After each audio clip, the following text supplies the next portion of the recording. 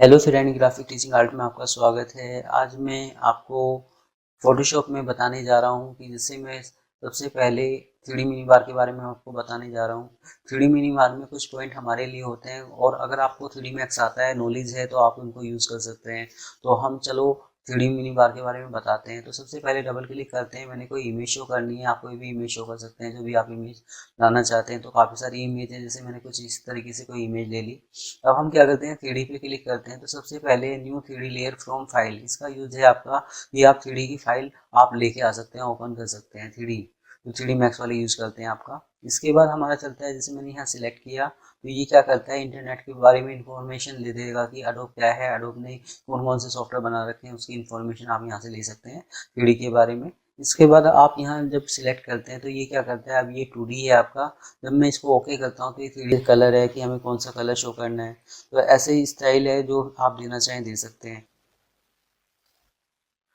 तो जैसे मैं डेस्कटॉप पे जाता हूँ, डेस्कटॉप पे जाने के बाद मैं कोई इमेज लेता हूँ जैसे इस तरीके से।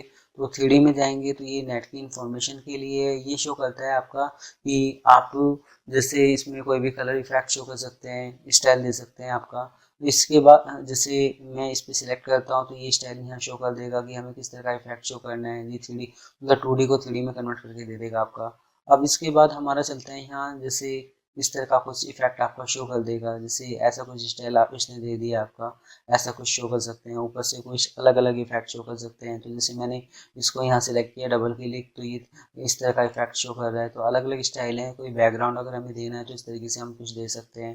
तो इसके बाद हमारा चलता है आपका आगे कि जैसे डबल क्लिक करता हूँ मैंने, फिर यहाँ कोई पिक्चर ली इस तरीके से। तो हम 3D पे क्लिक करते हैं तो जैसे ये कुछ स्टाइल है वो आप बना सकते हैं। जैसे नॉर्मल किसी मतलब जैसे ये हमारा है, मैं इसको 3D में कन्वर्ट करके दिखा रहा हूँ।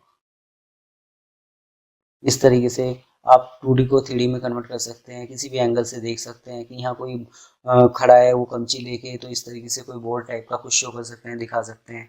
तो ये काफ़ी सारे स्टाइल है, इनको एक एक करके आप यूज़ कर सकते हैं।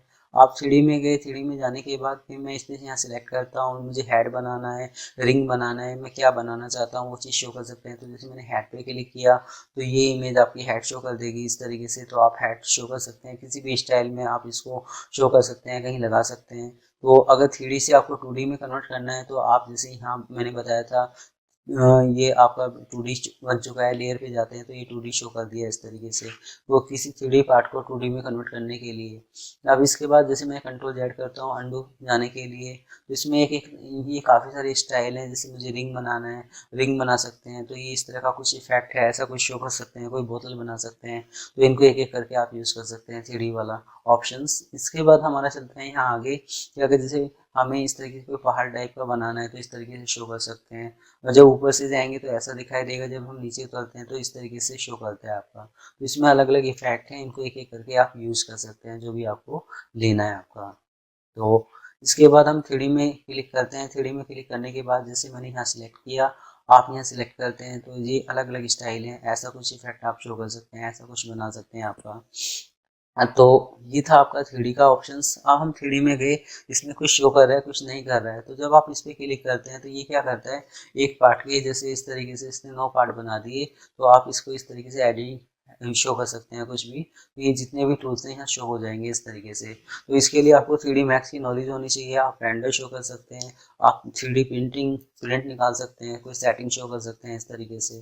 तो एक तो ये चीज़ है। दूसरी चीज़ ये है कि अगर आपके पास 8 GB की रैम है तो ये और अच्छा चलेगा। तो जैसे रुक रुक के चलता है, इस तरीके से नहीं चलेगा। इसके लिए 3D के लिए कम से कम आपके पास i7 होना चाहिए और 10 जनरेशन होनी चाहिए, जो थोड़ा सा फास्ट चले आपका इस तरीके से। तो अगर आप फोटोशॉप आई जैसे i5 है, i7 है, तो i3 में भी चला सकते हैं। तो कम से कम 8 GB रैम होनी चाहिए। अगर 4 GB है चल जाएगा, पर थोड़ा सा ये है कि काम स्लो चलेगा आपका। तो ये था 3D मिनी बार आपका। तो ये आपको कैसा लगा आप मुझे ज़रूर बता सकते हैं। धन्यवाद।